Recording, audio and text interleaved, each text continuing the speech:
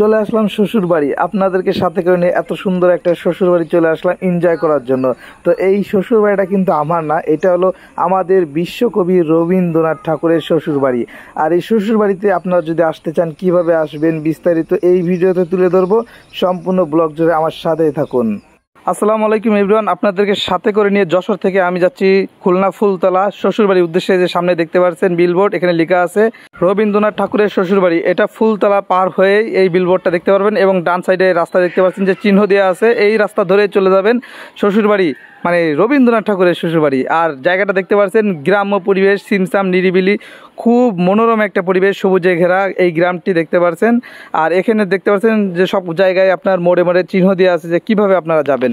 সামনে আরও একটা চিহ্ন আমরা পেয়ে গেছি, এবার বাম পাশ দিয়ে আমরা যাব। এটা হলো একটু দেখতে পাচ্ছেন যে মাটির রাস্তা, মানে সলিং যেটা। তো এইভাবে মূলত আপনারা এই সলিং দেখতে দেখতে, গ্রামের সৌন্দর্য দেখতে দেখতে আপনারা এক কথায় চলে যাবেন শ্বশুরবাড়ি, মানে রবীন্দ্রনাথ ঠাকুরের শ্বশুরবাড়ি। আজকে নিয়ে রবীন্দ্রনাথ ঠাকুরের শ্বশুরবাড়ি আমার দুইবার আসা হলো। তো গত আমি 2 মাস আগেও আসছিলাম, আর আজকে ঈদের পরেও আসলাম। দেখতে পাচ্ছেন শ্বশুরবাড়ির রাস্তায় আমি ঢুকে পড়লাম। আর এই টার্নিংটা ঘোরার পরে আপনারা সাদা যে বিল্ডিংটা দেখতে পারবেন ওই যে দূরে, এটাই মূলত রবীন্দ্রনাথ ঠাকুরের শ্বশুরবাড়ি। এই যে আমরা গেটে চলে আসলাম, আর আমার বাম হাতেই টিকিট কাউন্টার, এই যে দেখতে পারছেন। এখন আমরা টিকিট কাউন্টার থেকে টিকিট সংগ্রহ করব। আর আমার সাথে আছে আমার বন্ধু জীবন, সে কখনো ক্যামেরার সামনে আসতে চায় না, মূলত তার একটু পার্সোনাল সমস্যা থাকতে পারে, প্রেম টেম করে বোঝেন তো। তো যাই হোক, এখন আমরা টিকিটটা কাটলাম 10 টাকা প্রবেশ মূল্য। দেখতে পাচ্ছেন আমরা 2টা টিকিট নিয়ে নিলাম, ভিতরে ঢুকতেছি। দেখতে পাচ্ছেন পুরো নবাবী স্টাইলের ভিতরে ঢুকলাম। দেখতে পাচ্ছেন মনে হচ্ছে যে আমার শ্বশুরবাড়ি আমি চলে আসি।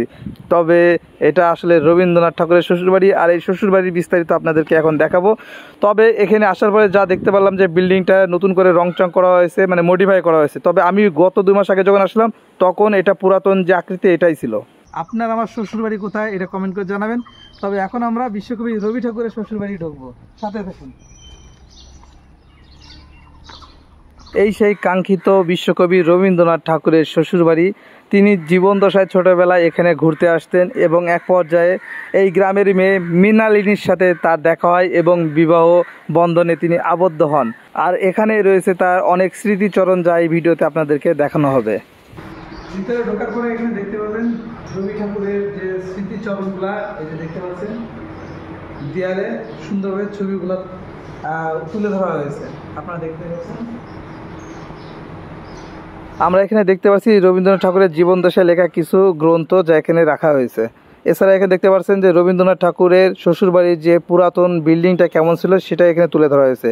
এখন আমরা 2 তলায় আসছি এবং 2 তলার আপনারা ওঠার পরপরই দেখতে পারবেন যে রবীন্দ্রনাথ ঠাকুরের যে স্ত্রী ছিলেন দেবী মৃণালিনী, তার এখানে ছবি এখানে রাখা আছে। এটা তার ছবি, স্ত্রীর ছবি। দেখতে পাচ্ছেন তিনি কতটা সুন্দর ছিলেন। এবং আমরা দোতলার যে মূল কক্ষ সেখানে প্রবেশ করেছি। আর এখানে দেয়ালে দেখতে পাচ্ছেন রবীন্দ্রনাথ ঠাকুরের স্মৃতিচরণে অনেক ছবি এবং তার লেখালেখি এখানে তুলে ধরা হয়েছে। তো আমরা এখন ব্যালকনিতে যাব। তো এখন আমরা আছি দোতলায়, আর এই দোতলা থেকে সামনে ব্যালকনি, যে সামনের যে সৌন্দর্য, এটা আপনারা না দেখলে বুঝবেন না। আমার সাথে আসুন। ব্যালকনিতে দাঁড়িয়ে আপনি যখন এই ব্যালকনির সামনের সৌন্দর্যটা উপভোগ করবেন, তখন আপনার এত দূর আসার যে পরিশ্রমটা এটা সার্থক হবে। কারণ গাছে গাছে ফুল ধরে আছে, নীল আকাশ এবং মেঘগুলা খেলা করতেছে। এই সকল সৌন্দর্য যখন একসাথে আপনি ব্যালকনিতে দাঁড়িয়ে দেখবেন, তখন আপনার মনের ভিতরে অনেক সুন্দর একটা ফিল অনুভব করতে পারবেন। আর আমি ব্যালকনিতে দাঁড়িয়ে সেই সৌন্দর্য উপভোগ করলাম। আর এখন আমি বের হয়ে আসলাম। তো এত সুন্দর ফুটেজগুলা নিয়ে দিয়েছে আমার বন্ধু জীবন, তাকে স্পেশাল থ্যাঙ্কস। আর এখন দাঁড়িয়ে আছি বাড়ির ডান সাইডে, দেখতে পাচ্ছেন সুন্দর একটা জায়গা, বসার জায়গা। এখানে বসে আমি একটু রিলস টিলস তৈরি করলাম এবং একটু পাটপট নিলাম, যাতে হলো আমি ফেসবুকে এরকম সুন্দরভাবে কিছু ভিডিও আপলোড দিতে পারি আপনাদের জন্য।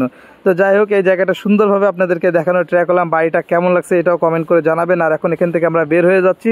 তো বের হয়ে যাওয়ার সময় একটা কথা আপনাদেরকে বলবো, যারা আমার ভিডিওগুলো প্রতিনিয়ত দেখেন অবশ্যই ফুল ভিডিও দেখে অবশ্যই কমেন্ট করবেন। এছাড়া যারা ভালোবেসে আমার ভিডিওগুলো দেখেন তাদেরকে জানাই আমার মন থেকে আন্তরিক ভালোবাসা ও শুভেচ্ছা। তো আজকে বের হয়ে যাচ্ছি, তবে যাচ্ছি না, নতুন কোনো ভিডিও নিয়ে আবারও নতুন কোনো লোকেশনে আবারও আপনাদের সাথে দেখা হবে।